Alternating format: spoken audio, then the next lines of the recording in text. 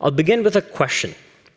How many of us have been in a situation where we've just finished our favorite beverage, coffee, whatever, and we're standing at the bins and we're looking at the 3 or 4 different options, trying to figure out where exactly that cup goes, right? We've all been there. I'm seeing some smiles. We've all gone through that position. We've all thought, man, does this cup go into one bin? Does the lid go in one? Does the sleeve go in another? It still has some liquids in it. Where does that go? Have I been standing here for too long thinking about this? Are people looking at me? Okay, you know what? I'm going to put it in recycling, and hopefully that should take care of things, right? We've experienced this at some point. And it strikes me that in a room that is as intentional as this one, recycling at the source still remains somewhat of a mystery. So before I delve deeper into the conversation, I'll share a little bit of my journey. My story zigzags between Nigeria to India to Dubai and finally Canada. And having spent a large part of my childhood in India, before finally immigrating to Canada, I've definitely seen places that are overrun with waste that don't quite have the right infrastructure to manage it. And I've also seen places that have the right infrastructure to manage the waste, but don't quite get it right. Obviously, I'm very passionate about this topic, and early on in my career, I decided to make waste my mission. And today, I'm the co-founder of an organization that's focused on empowering a zero-waste world by tackling this confusion that we all face right at the bin. So we combine AI with the human behavioral principle of nudge, and I'll get into that very shortly. For now, I want to invite everybody to think of waste not as an inconvenience that we all face, but rather as a resource, a treasure trove that's waiting to be used and reused.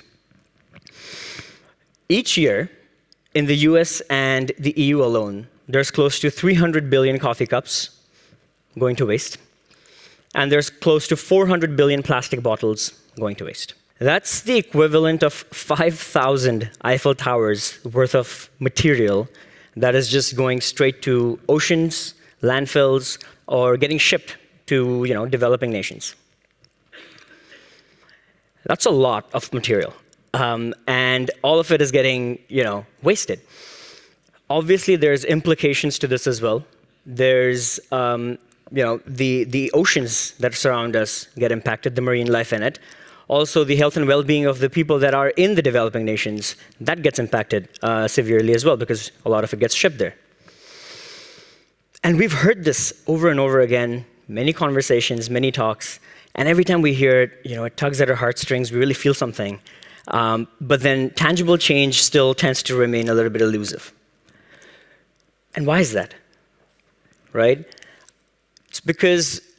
I think it's because when you're trying to make a big change like this, just the emotional appeal is not enough. It's really important to have the right economic drivers that are facilitating this challenge that we're all trying to solve together. So think of this. It's about 40% more efficient, 40% less efficient to produce a plastic bottle from virgin material than it is to produce it with recyclable material. This is basically because when you're producing something with virgin material, you have to extract and process the raw materials, crude oil, natural gas, etc. Whereas when you're doing it with recycled material, it already exists, and you're effectively changing the form factor. I'm oversimplifying it, but that's the point. Now, think of the 400 billion plastic bottles that we dispose of into the waste every single year that we just talked about. Now think of the material that we could harness from those 400 billion bottles to fulfill the needs of the single-use bottles we have today. This is each year. So there's a tremendous amount of potential that material has today that's getting wasted. It's the equivalent of thinking about it this way. Imagine that you're flying on an airplane from Berlin to Frankfurt. You get to Frankfurt, you decide to dispose of your airplane, build a new one, and then fly back. I know, it's ridiculous, but that's what we're doing. And producers are definitely facing a pretty big economic leak right now because they continue to produce recyclable material that continues to end up getting wasted. And we really need to start thinking about how do we intercept and recycle this material right at the source before it gets into this whole convoluted value chain.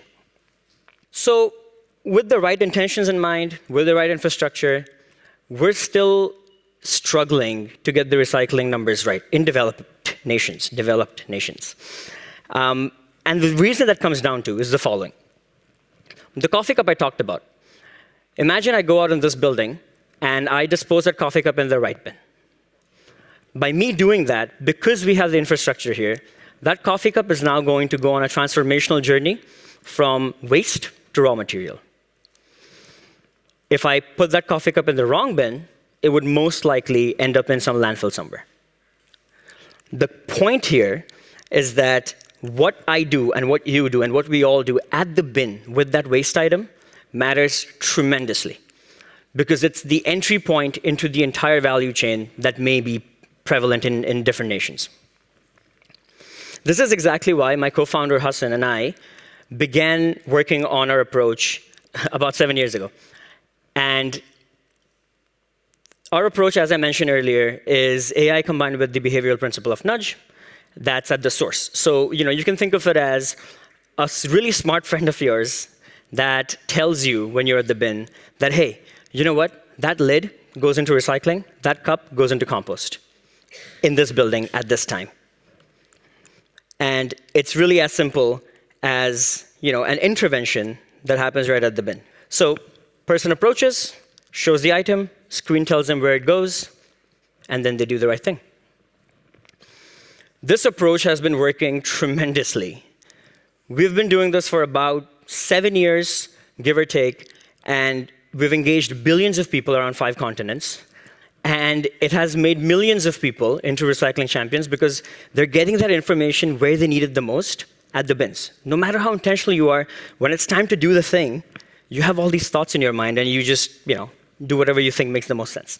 Over the years, there's been close to 500 billion waste-related data points that our systems have gathered. And there's been a lot of learnings that we've had.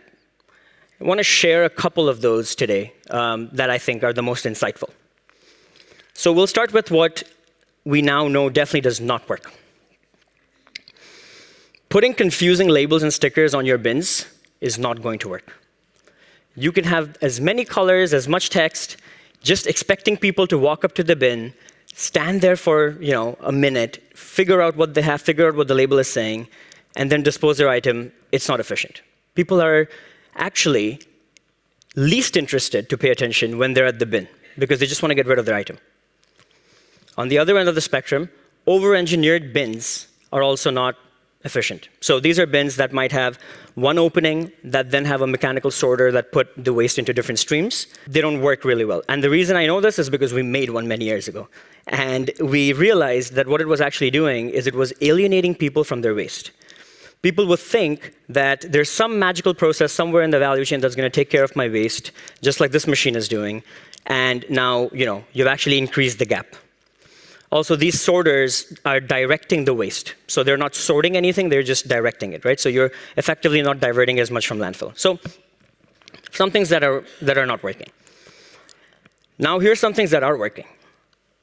Having met thousands of people implementing this approach, from Hong Kong to the US, Chile, Australia, everywhere, the one thing that is in common with everybody that I've met is I'm yet to meet a person that walks up to a bin and says, no matter what happens, today I will not recycle. Everybody wants to do the right thing. They just need a little bit of guidance at the right time. And this is very, very relevant because we see recycling numbers jump up by 50% on a regular basis across different verticals, malls, airports, universities, office buildings, within the first couple of months of implementing it, right? And the other interesting thing is the engagement time goes up tremendously. So people are usually spending 2 to 3 seconds at the bin trying to get rid of their waste. We noticed that this jumps up to about 40%.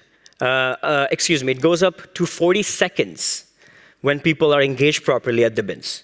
So this is just an example of the engagement that happens. And people are actually enjoying their disposal experience, right? So that's the first insight. Second insight is waste data at the source is extremely, extremely crucial. We have noticed this is the case for both organizations that are looking to increase their recycling, as well as producers of packaged goods that want to understand what exactly is happening to their material at the bins across the board. For organizations, them getting an understanding of the behavior exactly at the source really helps them close the loop. What do I mean by that? So we recently were working with a large organization that was struggling with their recycling numbers for years on end. And when they understood their data, they realized that this was basically happening because people were putting non-compostable napkins in their office buildings into compost. And once they realized this behavior pattern, all they did is procured compostable napkins to be in line with the behavior. And within a week or so, their numbers shot up tremendously. Sometimes it's really that simple, right? The final insight is about reusables. Reusables are awesome. We're very excited about them. But I don't think that they're the be-all, end-all silver bullet that solves the entire waste crisis. There's definitely certain challenges that we have noticed with reusables, and those include encouraging people to use it and bringing awareness of them existing in developing nations. Another thing about reusables is that consumption, if you think of the next 10 years, and if you think of the developing economies, consumption is going up exponentially. More people are becoming more economically mobile, they're buying more stuff, they're consuming more stuff.